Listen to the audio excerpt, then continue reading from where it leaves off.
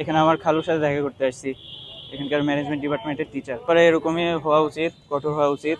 ভিতরে মানে অনেক অসামাজিক কাজকর্ম চলে, তো এইসব আসলে আটকানোর জন্য এটাই করা দরকার। আমরা প্রায়শই লক্ষ্য করছি আমাদের ক্যাম্পাসে বিনা প্রয়োজনে এবং আমাদের ক্যাম্পাসের পরিবেশ বিনষ্ট করার জন্য অনেকে আসছে এবং ক্যাম্পাসের পরিবেশ স্বাভাবিক পরিবেশ বিঘ্নিত হচ্ছে।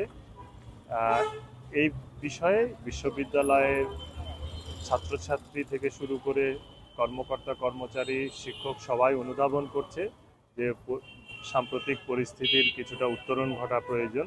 এরই অংশ বিশেষ হিসাবে আমরা আজকে পরীক্ষামূলকভাবে বিএনসিসির 12 জন সদস্যকে 3টি গেটে দায়িত্ব পালন করতে দিয়েছি।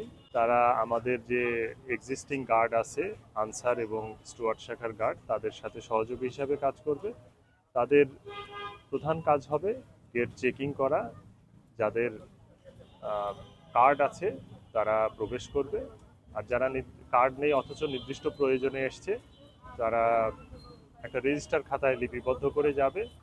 আর যদি নিশ্চিত হওয়া যায় যে অপ্রয়োজনে এসছে তাহলে আমরা তাকে ফেরত পাঠাবো।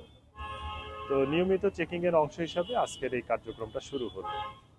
পরবর্তীতেও কি এই কার্যক্রমটা কি পার্মানেন্টলি করা হবে কিনা?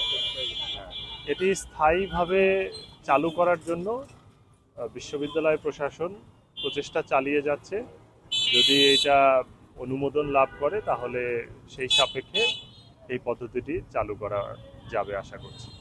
আজকে মূলত এখানে প্রক্টর স্যারের নির্দেশে আমরা এখানে আর কি ভলেন্টিয়ারি যে কার্যক্রম পরিচালনা করছি, তা হচ্ছে গতকালকে যে ঢাকা বিশ্ববিদ্যালয় বহিরাগতদের দ্বারা বিশ্ববিদ্যালয়ের শিক্ষার্থী যে একটা অনাকাঙ্ক্ষিত ঘটনা ঘটেছে, এই জাতীয় ঘটনা যেন আমাদের এই ইউনিভার্সিটিতে আজকে মানে আর কি না ঘটে, সেই প্রতিহত মানে বা সেখান থেকে বের হয়ে আসার জন্য যে মানে যারা আর কি বহিরাগত যারা হচ্ছে মানে একটু সাপড়ি টাইপের বাইক চালায় যারা বা হচ্ছে এই টাইপ যারা আছে এদেরকে আর কি প্রতিহত করা হচ্ছে এই জন্য।